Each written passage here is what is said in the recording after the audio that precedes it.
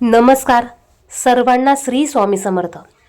उदय तिथीनुसार यावर्षी कामिका एकादशीचे व्रत हे बुधवार 31 जुलै 2024 रोजी पाळले जाणार आहे।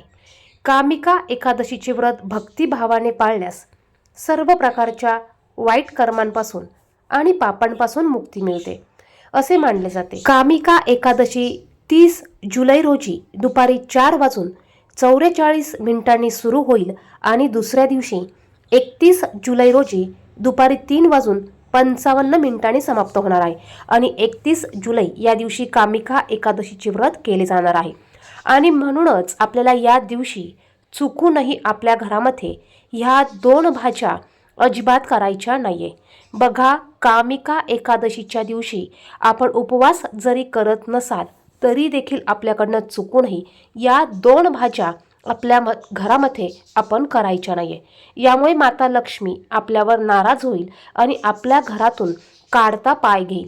ज्यावेळेस माता लक्ष्मी आपल्या घरातून निघून जाते त्यावेळेस आपल्या घरामध्ये अलक्ष्मी प्रवेश करते आणि यामुळे आपल्या घराला दरिद्रता येऊ शकते। आणि म्हणूनच या 2 भाज्या कोणत्या आहे याच विषयीची संपूर्ण माहिती आपण या व्हिडिओमध्ये बघणार आहोत।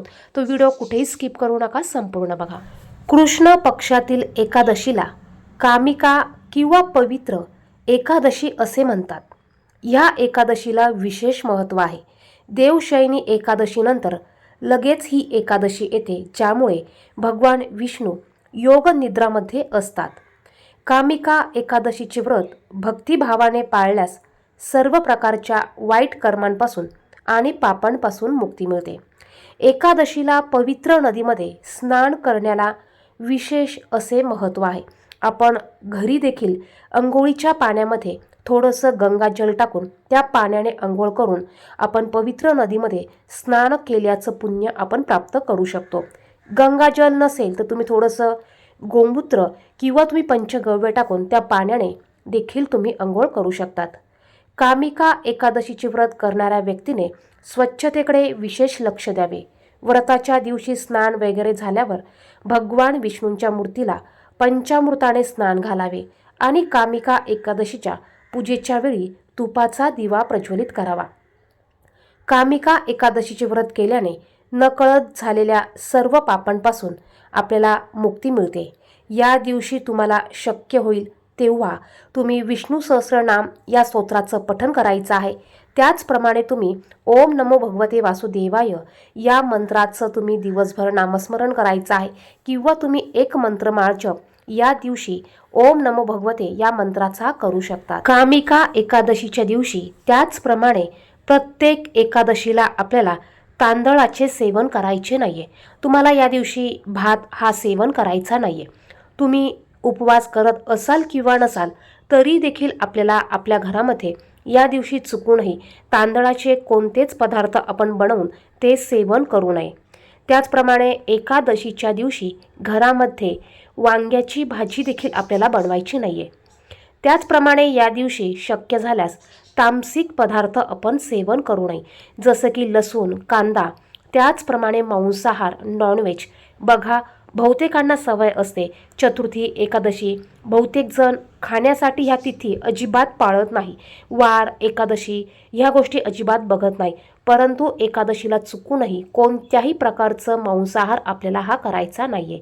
त्याचप्रमाणे लाल मसूर किंवा लाल मसुराची डाळ देखील आपल्याला या दिवशी चुकूनही खायची नाहीये।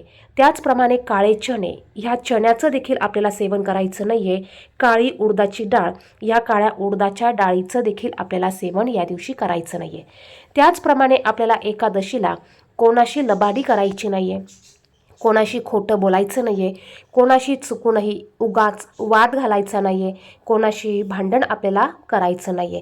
तर बघा, या गोष्टी ज्या आहेत ह्या गोष्टी आपल्याला एकादशीच्या दिवशी आवर्जून पाळायच्या आहेत। त्याचप्रमाणे सर्वात महत्त्वाचं म्हणजे एकादशीला चुकूनही आपल्याला तुळशीची पानं तोडायची नाहीये किंवा तुळशीपत्र तुम्ही तोडू नये। त्याचप्रमाणे एकादशीला तुळशीला पाणी अर्पण करू नये। बहुतेक ठिकाणी तुळशीला एकादशीच्या दिवशी जल अर्पण केलं जातं, परंतु बघा, या दिवशी माता लक्ष्मीचं म्हणजेच तुळशी मातेचं हे निर्जला व्रत असतं आणि आपण पाणी अर्पण केल्यामुळे ते निर्जला व्रत त्याचं तुळशी मातेचं तुटतं आणि त्याचे दोष हे कळत नकळत आपल्याला लागतात.